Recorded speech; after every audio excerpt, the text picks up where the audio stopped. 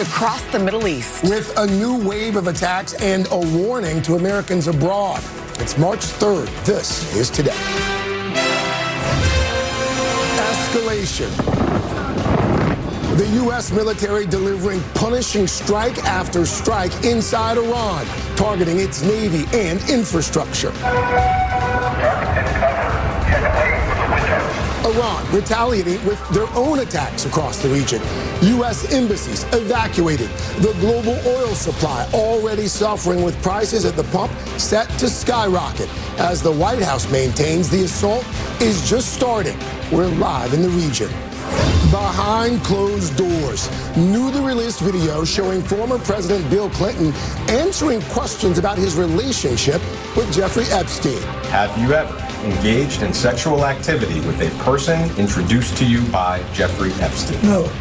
His wife, former Secretary of State Hillary Clinton, nearly walking out in frustration. If you guys are doing that, I am done. You can hold me in contempt from now until the cows come home. We're live with what their hours of testimony revealed and what happens next. Emotional moment. Savannah and her family return to their mother Nancy's home, delivering a message of hope and love. As the investigation enters its second month, the sheriff sharing new details about the case. Major League Baseball coming to Utah. Live and streaming. This is KSL News Now. It seems like we've been talking about that for a while now, right? There's still a chance. There's still got one. Always a chance. Good morning, everyone. Thanks so much for being with us for KSL News Now. I'm Lori Pritchard. There's a chance we have some slick roads right now. Brian Carlson is watching that for us.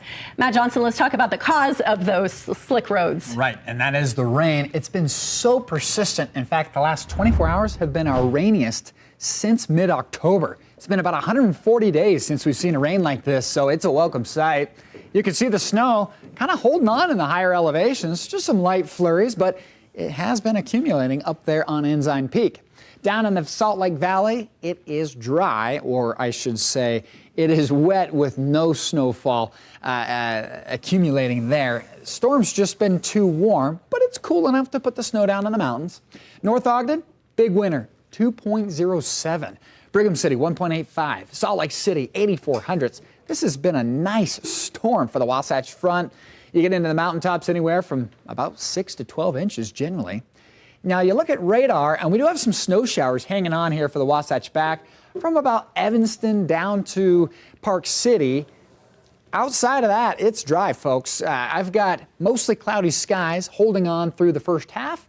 By the afternoon, Brian, I think Mr. Sunshine's going to show his smiling face with highs in the 50s. We love to see the sun in the afternoon. Thank you much there, Matt. Take a look at what you can expect on your morning commute. Our only crash out there this morning is I-15 northbound in Riverdale, right near the Ogden-Hinckley Airport.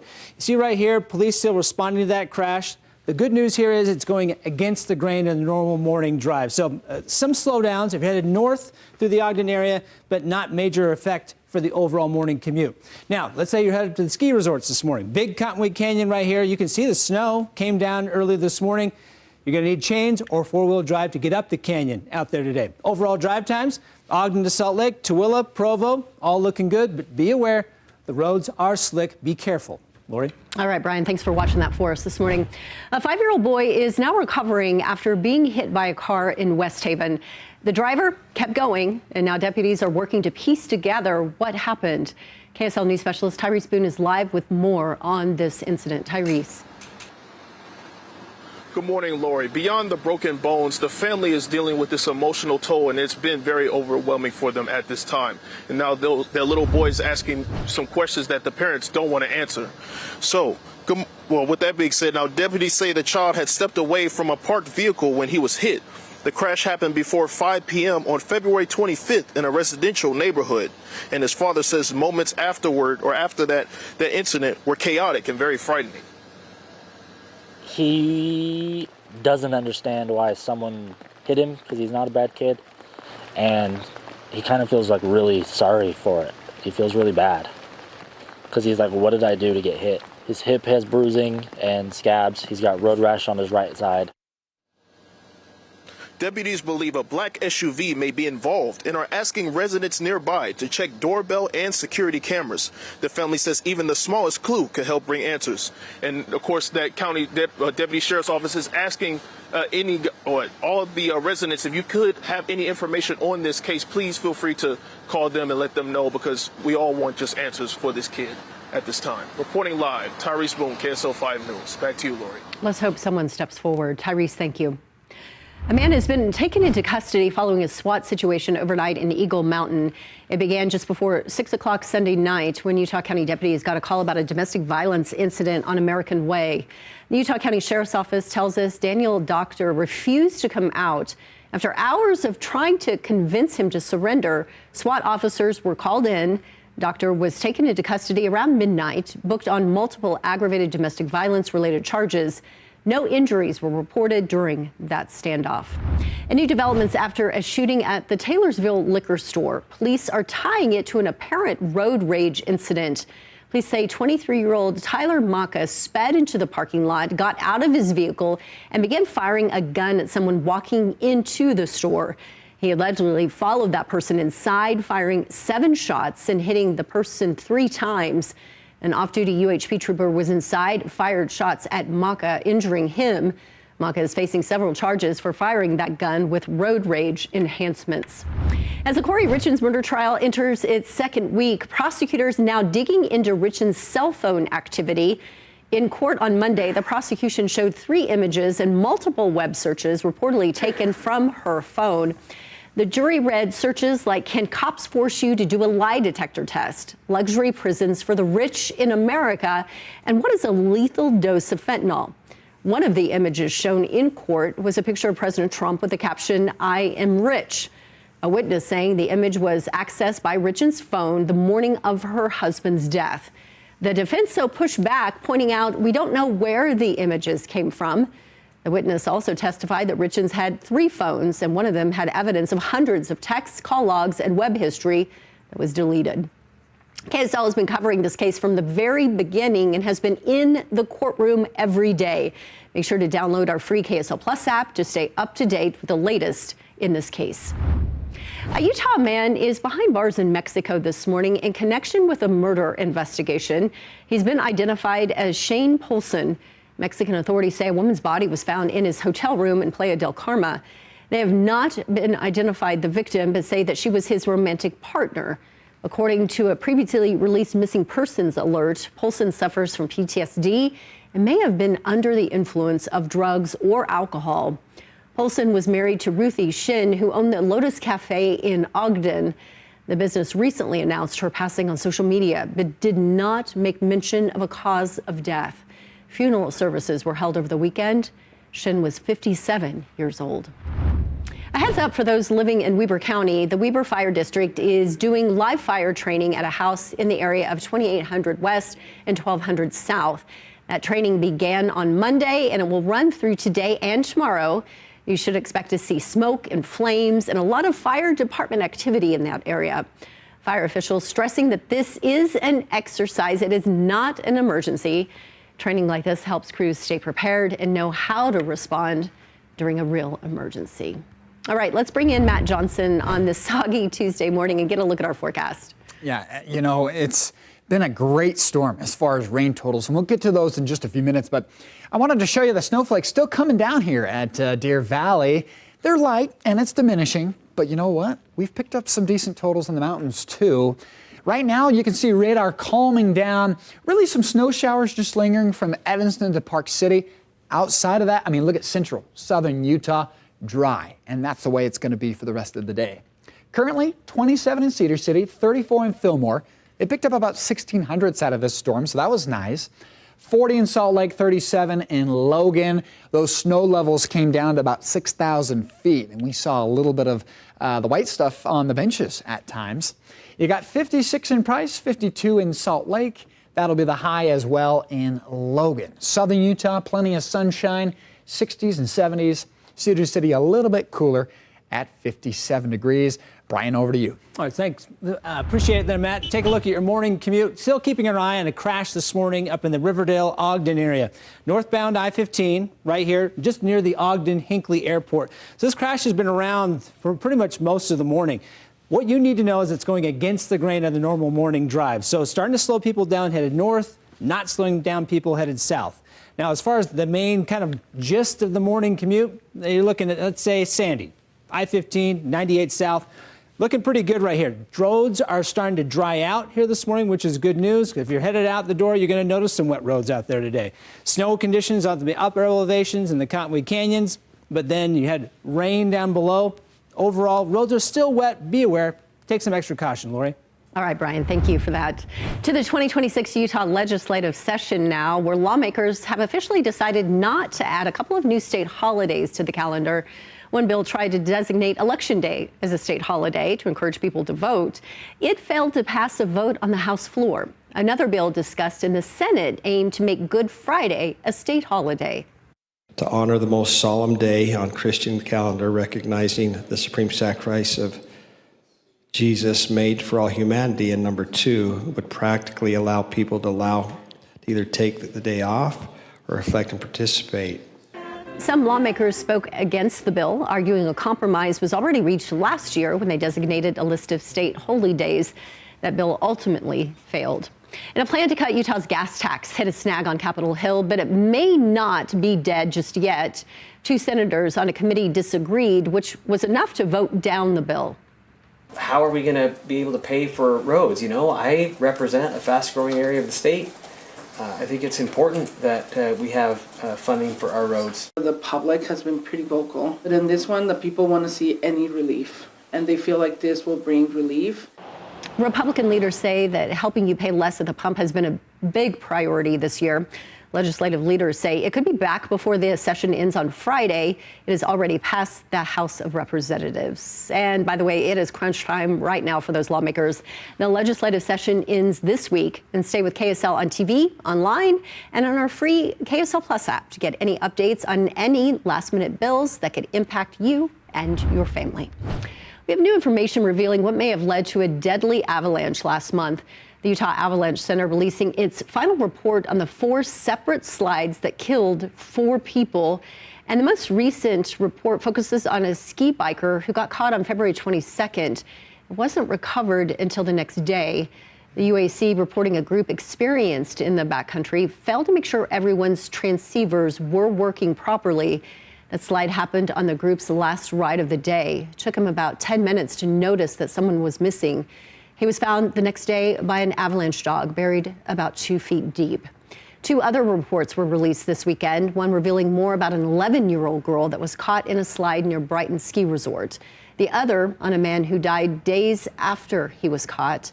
Last week, the UAC also releasing information on the avalanche involving a father who was killed while snowmobiling with his son. And you can learn more about these on the Utah Avalanche Center's website. And we know it is dangerous out there right now, Matt. Yeah, and we've received more snow, so avalanche danger going to increase again today with another storm to follow Thursday, Friday. So just a heads up there. Wanted to give you an update of something you may not have thought about. About a month ago, we brought this to your attention. That Gunlock Reservoir was approaching the emergency spillway. It was approaching 105% capacity, and here we are. Yesterday's photo from Cindy Sumner showing that Gunlock Falls is definitely flowing. It is a beautiful sight, and we're going to add more rain and snow to southern Utah with that Thursday, Friday storm. Totals up north. Wow. North Ogden, 2.07.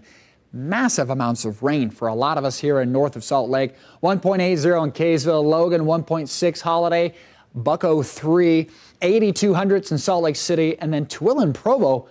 Well, it didn't produce a ton. We picked up about 1/4 of an inch with Lehigh doing about 1/10. This right here, some of these totals north of Salt Lake, our biggest rainfall since October. It's been a while. Cherry picked up a foot of snow, the same for Beaver Mountain, Powder Mountain, Brighton, Solitude, Alta, 7 to 9 inches. Deer Valley did about 3. Here's a look at low pressure that's now leaving the region, and we're looking at clouds for the first half and then it's sunshine as we work into the afternoon. You'll notice around noon, stubborn cloud cover. Doesn't want to break, but then you bring out that sunshine in the afternoon. It'll be quite nice. I think clouds could hold on in the Uintas and the high Wasatch Mountains, but all in all, plenty of sunshine today and then again tomorrow. This is 4 o'clock, but look as we work into Thursday morning. A new storm system works in here. Got some colder air with it. I'm talking about valley rain and mountain snow with potentially some snowflakes mixing down to the valley floor because our next storm system does have some colder air with it. Hanksville 64, 65 in Kanab. You got sunshine all across that southern half. Logan 52 versus Montpelier 48. A little bit colder out there in southeast Idaho. Cloud cover could hold on a little bit longer in Park City and the Wasatch back, but the Wasatch front going partly cloudy by this afternoon. Okay, Thursday, St. George, I've got a high of 58 and I've increased those rain chances to 30%. Into the weekend, 60s and 70s, more 70s on Monday. Wasatch front, we've got dry weather today and tomorrow, but then rain, snow showers Thursday and Friday now looking more likely. You work into the weekend, hey, 50s turn to 60s by next Monday afternoon, Brian. There you go. Really getting back into spring, and we never left it. All right, take a look at your morning drive. Really keeping our eye on a crash here this morning in Ogden. So let's kind of zoom into that spot here this morning. Northbound I-15. Again, not going with the normal grain of traffic here this morning, but you are seeing some big slowdowns. We found a new camera that gives you a better look at the slowdowns that are being caused to that area. Well, I did. But as you can see, they're changing it as we speak. What I can tell you from this new angle that they just moved for us is this is all the traffic backed up through that area right now, not getting through. And they're still kind of moving around. I'm going to get off this morning before I get dizzy. The other thing you need to know is this morning, head up to the Cottonwoods, big or little, you'll need chains or four-wheel drive. The traction law is in effect because you still have all that snow on the ground. Democracy is always fragile. Even when it is healthy, it is fragile. It is something that we must always safeguard and protect. Author and social media educator Sharon McMahon lending her voice to our ongoing coverage of America's 250th anniversary. And throughout this year, KSL will explore the fabric of our nation through a variety of voices. News specialist Carol Makita spoke with her and two historians who examined the past as we look to the future. From sea to shining sea, these United States of America are marking a milestone, 250 years since the Declaration of Independence. That founding document, along with our Constitution, remain unique in the world, as if they were written for times like these. The Constitution was made for an incredibly diverse people who weren't always going to get along. I think any nation that is committed to the principle of free expression and legitimate dissent is going to experience conflict. Eric Hinderaker is chairman of the history department at the University of Utah. Tyson Reeder is an assistant professor of history at Brigham Young University. And Sharon McMahon is an author and speaker often called America's government teacher. That is what the founders understood unity to mean, shared purpose. They weren't afraid of disagreement. All believe history can be helpful to understanding what we are experiencing today. It's useful to go back in time and learn what brought the Republic to sometimes the near brink of collapse. Americans have lived through times of division, unrest, and tragedy.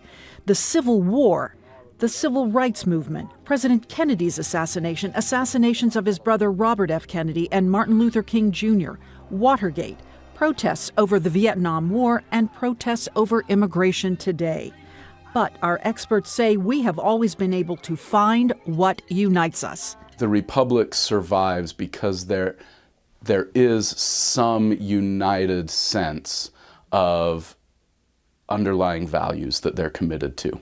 Unity does not mean agreement. It did not mean agreement at the founding, and it still doesn't mean agreement today. Yes, there are ways that we can find common ground. That's absolutely true. But unity meant shared purpose. Are we losing that vision? The majority of Americans on both sides of the political spectrum are concerned about the direction the country is headed. That doesn't negate the sense of shared principles. It's really, I think, in many ways a product of the shared principles that the United States has always stood for.